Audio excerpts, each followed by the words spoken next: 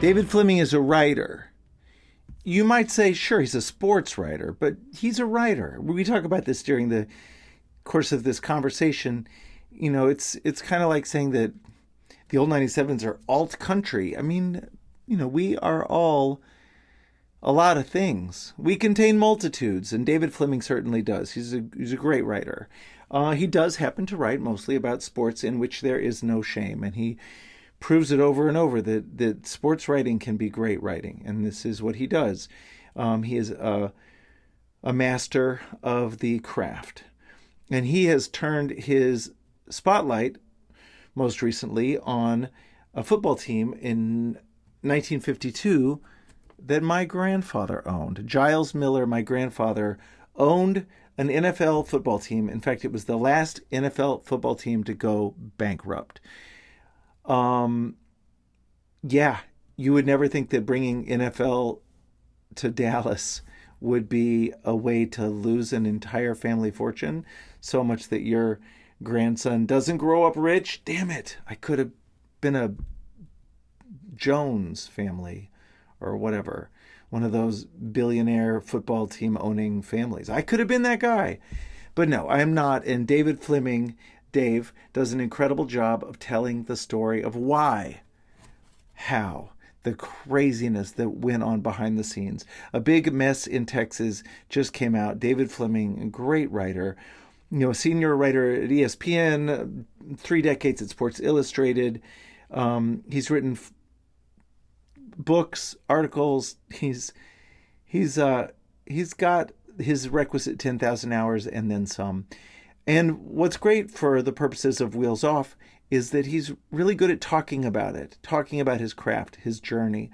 He's a really charming, unassuming Ohio guy, and I think you're really going to enjoy this conversation. So please welcome to Wheels Off, David Fleming. There it is. Let's see. This is so funny. It's ridiculous that I have it and you don't. Oh God, Yeah. I love that. Oh, it does. It looks good. It looks really good. And I yeah, haven't seen the back cover. That's awesome. Oh boy, there's you.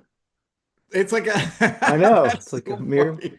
It looks Oh my great. God. That's And awesome. the blurbs are all really great. Yeah, and then we just got a really good review in Sports Illustrated, so Yes. we are off to a good start. That's fantastic. Welcome to Wheels Off, David Fleming. Thank you so much for joining me. Hi, Dave. How are you? Hey, Rhett, my pleasure. Thanks for having me. For the edification of our listening audience, where are you logging in from? Oh, I am in Davidson, North Carolina. It's a little college town where, coincidentally, we live close enough to campus that this morning I fished some empty Natty Light cans out of our front bushes. And there's something awesome about the most expensive school in America, I think. The kids still drink Natty Light. So, I love it. They're slumming. Does do they have a marching band? Can you hear a marching band? oh, and it's weird. There's like a valley between where we live and the campus. And so we don't have to attend like football games because we can hear the play-by-play Wow. perfectly from the public address announcement. Amazing. Yeah. That's so great. Well, congratulations on A Big Mess in Texas. By the time this airs, it'll be out in the world and people will have already been reading it, but I've gotten to read in advance and it is fantastic. Thank you. Thank you very much. It's crazy after all these years that it's we're close to having it sort of out in the world. I can't wait. And we were just joking about this before the show, but I wonder if people would get a kick out of the fact that I don't have a copy yet of the finished book, but Rhett does. So, You know, I have some clout apparently with the author yes. or the publisher. It's great though. It looks great. I love the hardback. I love the cover. I love the colorized picture on the cover. It's the idea that this stuff all looks so ancient in the photographs, and then you see a colorized version, and you read your stories really bring it to life in a way that makes it feel very timely. Like it does not seem as old as I grew up thinking it was. Yeah, that's It's a good and a bad thing when you hear the different stories that you're like, my God, that was 73 years ago, which doesn't seem like that long ago. And then you understand how different the world was, especially how different the NFL was. Yeah. It's like a different, yeah, it was like a completely different era, but that's kind of what I love about it. Yeah. So I mean, it's funny. I wonder. Well, you know what? Hold on. I'm gonna before I get into like the genesis of you as a sports writer bringing these old stories to life. Um, what are you working on right now? Because I know you've already got something in the works. Yeah, well, so I ended my time after 24 years at ESPN just a little while ago, and I've kind of transitioned into a different medium. I'm doing sort of like podcasting TV episodes for Pablo Torre and Meadowlark Media, and I've just been loving it's still sort of storytelling, but just in a different way. And I have been loving that. Just sort of the same sort of weird, quirky, just tangentially related to sports stories, but told in a different format. And out of that has grown this obsession that I've discovered between the sort of the way that we love sports to death, and so that's really the next book idea I want to pursue is this connection of like sports have become so all consuming. It's now also a part of our death rituals in America. So kind of like a Oof. Mary Roach meets John Madden. Oh my God. Wow. Well, I won't say it sounds fun, but I have a feeling that you will somehow make it fun. It seems to be like that's your voice. Yeah, I'm glad you said that too, because it's more of a celebration of like how much we love sports. It's now included in every aspect of our lives. So I hope yeah, I guess I'm gonna have to really focus on that, that it's more about our love of sports than it is about death. Yeah. Well, I mean, when I say I know it's your voice, I mean that you took a story in my grandfather's story with the football team with the 1952 Texans. You took a story that has some really thorny parts and some really dark components to it, and you addressed those in a way that was, reverent and appropriate and all that stuff. But overall, you conveyed a story that's really engaging and entertaining and fun. And I think that that's a really beautiful thing because it's hard to read books that don't give anything back, you know? Yeah, yeah. A long time ago, an editor who I respect and love at ESPN would remind me at the end of every sort of editorial pitch meeting that it was like, at the end of the day, this is supposed to be fun. This is supposed to be an escape. And you can sort of like teach people and you can sort of bring up serious topics, but at the end of the day, we're all doing this. We love sports, we love music because it's an escape. And he's like, don't ever forget that. And yeah, I think that's really helped. You can, it is all sort of part of this. The book is just a giant WTF. And the thornier, darker issues, whether it's like absentee fathers or alcoholism or race in Dallas, or throughout professional sports, it got mixed into this with the same tone, this sort of WTF tone. And it was once once we established that tone, it was like everything kind of went through that filter. Yeah, you did such a great job. People are really gonna love this. And God, it's so is it I'm familiar with the release of an album and I've put out a couple of kids' books, so I know that version of it. But in the release of a book, there used to be book tours. Are you going to do any kind of book tour? I'm assuming you're going to do the podcast circuit. Like, how big of a media component is there for you? Well, this is something I've struggled with, but that I've learned to just accept. And it's like as big as I can possibly make it. It's kind of like I have a thing that says like, I have a note in my phone that's like book PR. And at the very top of that, after every book that comes out, I write, be a robot. Because I struggle with the sort of like sellout aspect of having to kind of ask ask to be on people's podcasts and beg friends for social media posts, and I'm kind of over that now. I'm just a robot, and it's like this is part of it. If you believe in it and it's your baby, then you have to sell it and believe in it more than anybody else, no matter what it takes. So, yeah, I think we're getting some good national hits on the book, which really helps. And I've been in this part of the media for a long time, so I'm calling in every favor that I've made over the last 30 years for sure. And there's no shame in it. You put a lot of, years of your life, honestly, into this. Yeah, I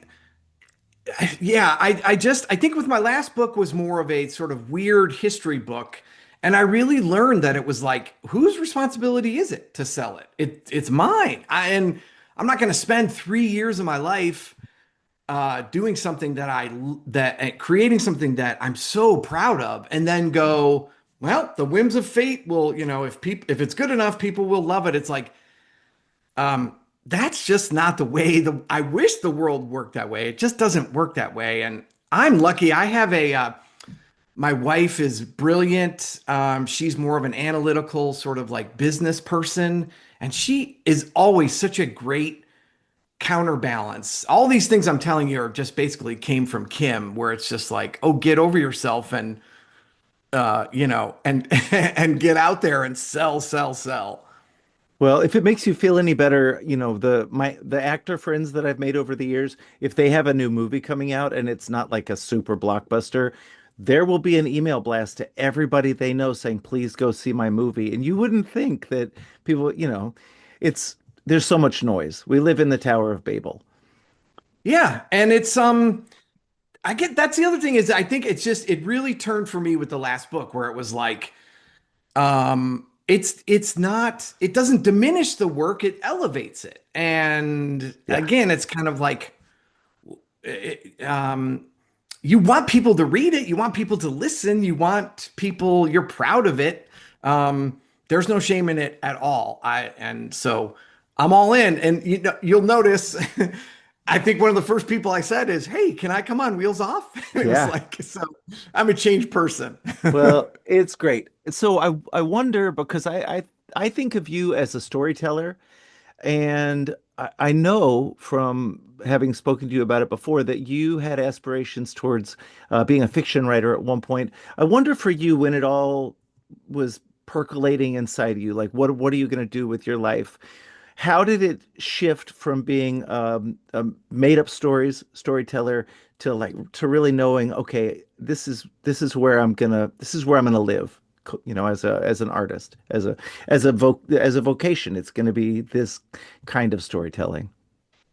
Yeah, I did. I was a English journalism major in college, and paid for school with an athletic scholarship. So I didn't do a lot of I did a lot of bad fiction writing. And when I graduated, it was kind of like, uh-oh. The only offer I got for a job of employment was at this tiny little weekly newspaper in Mason, Ohio. And I spent 2 years there post grad, which was kind of like my graduate program in writing. And it was just one of those things where it's like every day some days I'd be taking photographs, some days I'd be writing opinion columns, some days I'd be covering like city council meetings. And I remember very specifically, I used to send my stuff to Mitch Albom in Detroit. Wow. And I would ask Mitch, please, should I stay in this business? Like, do I have something? Help me. Someone make this decision for me. And while I never heard back from Ah, Mitch Albom.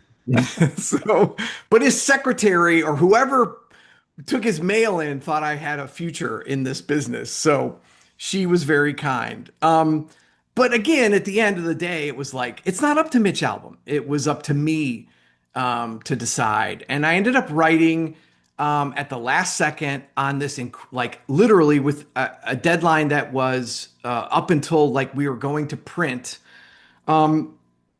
a member of our community that we covered, a high school athlete named Kristen Reneker, was killed in a car accident. And instead of passing up that responsibility, I took it on and wrote a column at the last second, trying to make sense of her death and Mm. trying to give some relief to this community, which, if you remember weekly newspapers, they barely exist anymore, but that's kind of what it was. That was the whole purpose of it. And um, I think that the article came out and it helped, and I started a relationship with her family that has lasted to this very day. So that's 35 years ago. And that was the moment when I knew it was, or I thought it was like, okay, maybe this is what I should be doing. I can reach people, I can affect people, I'm good at this.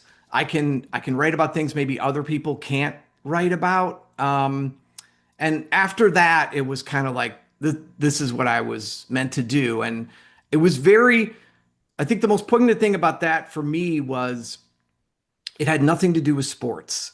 Sports was just the way in to find these great stories. And I have been like writing about sports by not writing about sports ever since. That's amazing. And I love the idea that you are taking, real life and finding the meaning in it. And that process is what builds the story. It's a really beautiful thing. I mean, but you are very much still a storyteller. Do you think that maybe this is too esoteric of a distinction. Do you think you're parsing meaning or do you think you're constructing meaning? Does that make sense? Do you do you, do you think you're superimposed? Golly, this is too esoteric. No, I think I understand what you're saying. It's like, I'm just sort of the vehicle, right? Yeah. And so my job is to tell that story. And I think this is actually a really good question because it's something I've struggled with. It's when I started at Sports Illustrated, the goal of every writer there was to disappear, Yeah. to pick up a story. It's like the writer disappears. And I've been in this business long enough where it's like now the writers are front, they're first, and it's like now it's all about the writer and the byline and the social media posts. And I really struggled with that transition. Um, but I still believe in that. It's like you can tell the story without becoming a part of the story. It's through your filter, but I think you're just sort of organizing it for people so that they can get to the story. And the quicker and cleaner they can get through you, the better, I think, if that answers that question. Sure. I do feel like you're going in having already, again, I feel like I'm leading you, but do you feel like you're going in having already made up your mind about like what's the point of this story? What's the end of this story? Are you really going in just as a spelunker and then discovering the story as you go, finding out the No, ending for yourself? no, that is, you talk about being a robot. That really is something you have to train yourself to do, where it's like, I'm going into the story. Maybe it's about grief. Maybe it's about loss.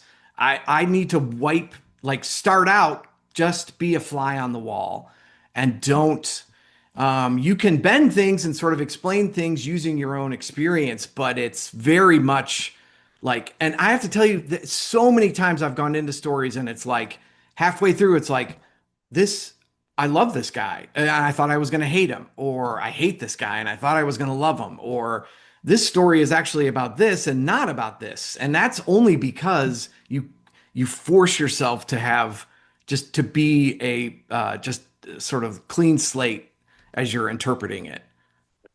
And how long do you wind up working on something like a big mess in Texas? You said about 3 years for a book, usually.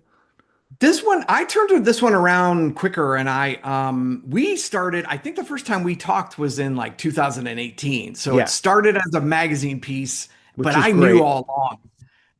Thanks. And I knew all along it was like, this is a book. I mean, it's just got it's got characters, it's got arc, it's got this great sort of like twist at the end. And, um, But I would say from like signing the deal to the book coming out is usually like, yeah, 2 or 3 years. Wow. And during that time, you're doing side jobs, smaller pieces, right? You must be picking up little work but in the midst of those years. Yeah, yeah. It helps. I think at the very beginning of most book projects, it's like I chunk out a big like 2 months to just like get the ball rolling, and then at the end it's like 2 months where it's like that's all I'm focused on. And I found that it really helps because I can't there's a white noise, and I wonder if it's the same way as you're sort of building an album. It's like there's like this hum in your life where it's like the book's due in 8 months, the book's due in 6 months, the book's due in 3 months, and it's like you can't turn it off. Yeah. Is it like that? Yeah, I mean, I think I always think of it as hunger. People talk about it as hunger. And I will have deadlines, but I'm usually the one imposing the deadline. I'm telling the band, we need to make a spring turn-in date so that we can have a fall release date. And if we don't make that, then we're going to be stuck waiting around till next spring for the record to come out, and I can't sit around that long. Uh-huh. It's usually that. Like I'm the one that's pushing and pushing and pushing. But you like to have like a publisher pushing you. Yeah, and it's good because I think again, I wonder if musicians are the same way. I mean, I understand why people work for 10 years on a book. Yeah. And it'd be easy to because it's like, ooh, you just found this little detail and now I'm going to take 3 weeks to drill down on this. And it's like, I don't know if it'll go anywhere, but you could do that with everything. And at some point, you just have to stop and begin to construct it. And so that deadline it's good, but it's also, it's the kind of thing where it's like, I you can't sleep. I can't turn my brain off. And the reason I bring this up is you mentioned side projects. So I do take, they're almost like little uh, brain vacations to focus on something else so that I can come back to the book with a fresh eye, or else, I mean, I'm the guy in the shower. I'm writing notes in the steam because it's like, oh, I can't forget this. It's like, and my wife is like, oh, you can tell the book's due soon Uh, because it's like you just can't turn it off. oh, that's so cool.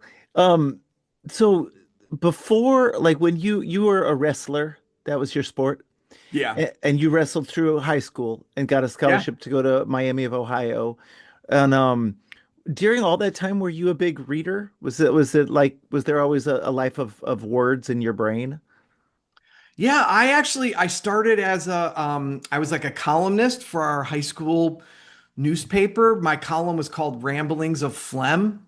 Of course. And so even back then, when I talk to students, it's like even back then I sort of it you never know, you might find your thing while you're in high school. And looking back, I had kind of found my thing. And um, so I was a big reader, more a reader of like sports writers and magazines and stuff like that. And I didn't really become a big reader maybe until post college. And I kind of, if there's one thing I wish I could go back is in all those great classes in college where you're discussing like these incredible works Yeah. that I half slept through. I wish I could go back and join those discussions again. Yeah. Same. Yeah, same. Do you remember throughout your career, did you get the opportunity to have some mentors I mean, you already mentioned the editor that encouraged you to make it fun. Like, was that a part of your journey? Oh yeah, yeah. And they're mentioned in the acknowledgments of the book. The people who, thank God, right, saw something.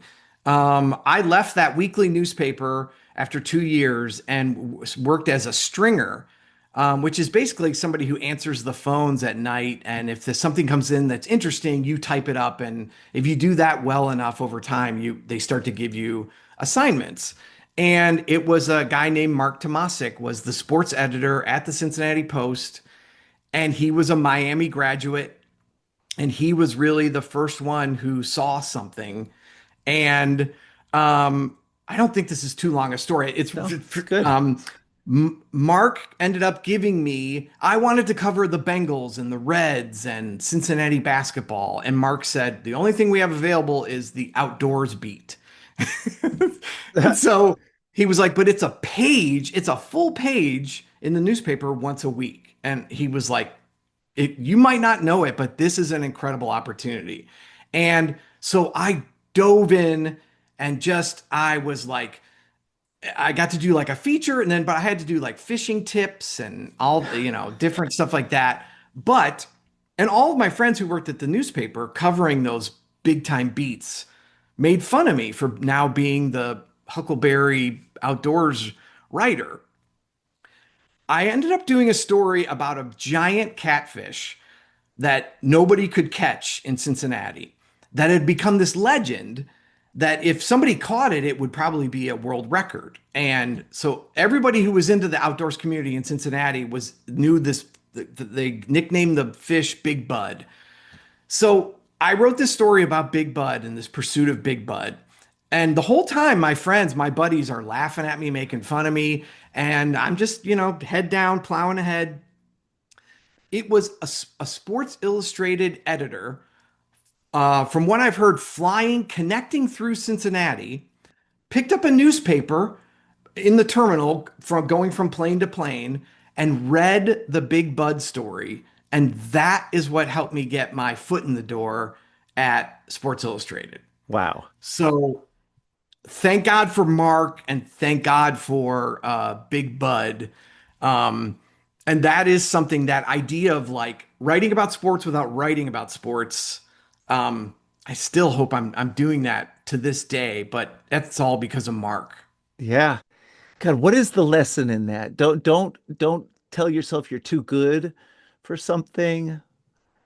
There's something usable in that story. I really love that. Oh, 100%. And it was it's not about it's not about the idea, it's not about the story, it's about how you execute it, Yeah. right? It could have been about like a Cincinnati Reds player, or I don't know. It's not yeah, it doesn't have to be the limits. It's not the assignment that's the limit. It's sort of how you Yeah. execute it, I think. I'm trying to imagine an analog for like a gig that I played in a terrible little bar that had laundromat built into the bar, but there was somebody very important in the room and opportunities came out of it. Maybe that's it. Maybe it's even if you imagine that there's no prestige connected to this assignment opportunity that you've got, if you go out there and do your best work, then you never know what's going to come from it. I love that. Yeah, yeah. And I've, I hope I'm still taking that approach. I do that with like book events where it's like you can tell, okay, there's 10 people out there.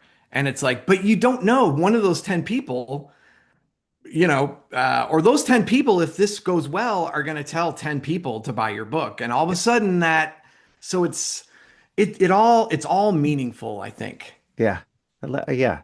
Um, so I think some listeners who are used to hearing, people whose jobs are more sort of obviously creative or artsy fartsy or whatever, um, might, sort of be taken aback by the idea that I'm interviewing a sports journalist. But, as I said before, I feel like you are such a storyteller that what you're doing is inherently very creative.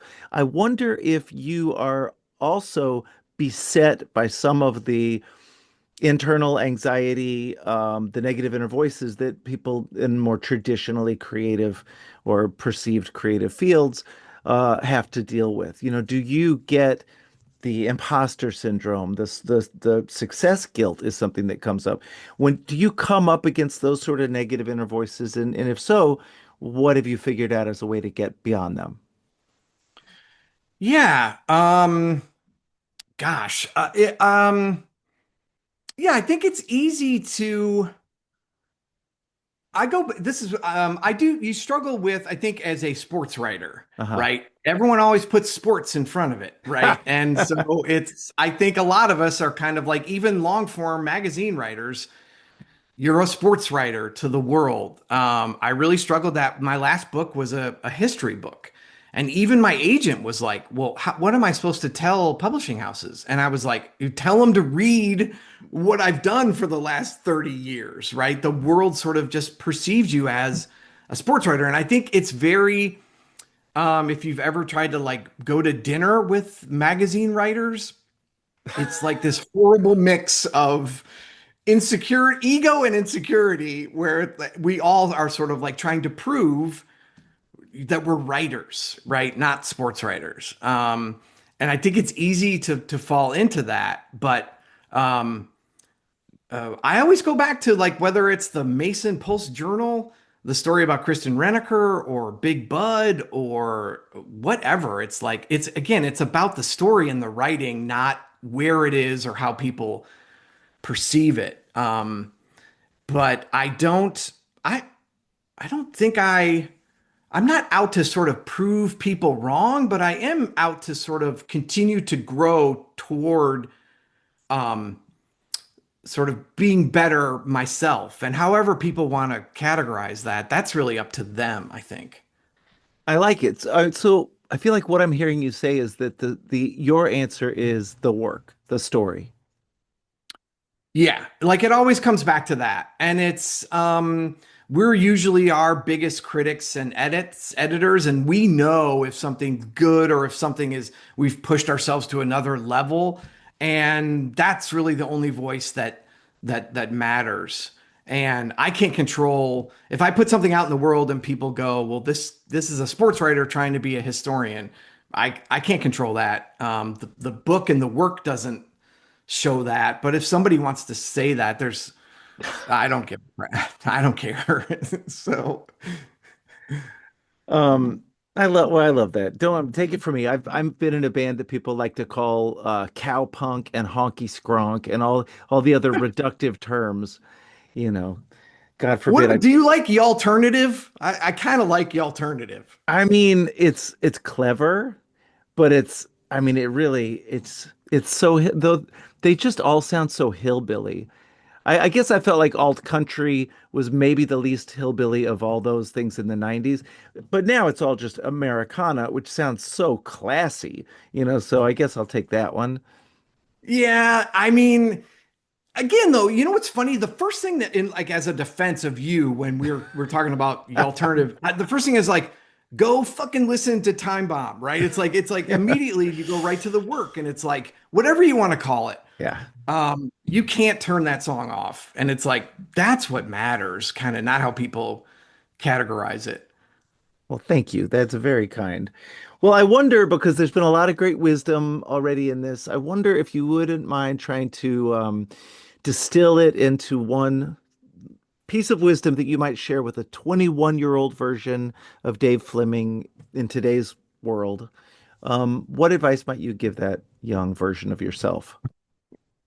Well, that guy, he needed a lot of help. So I guess I have a lot to offer him.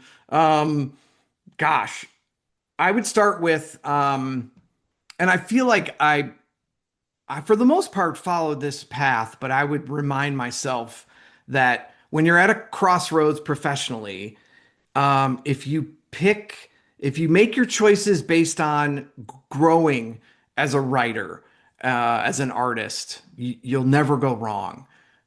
It'll be tempting to sort of maybe to go a different route, but if the decision is if it's a tie and you go with what will make you better, you'll always that will always work out best in the end. Um, I think.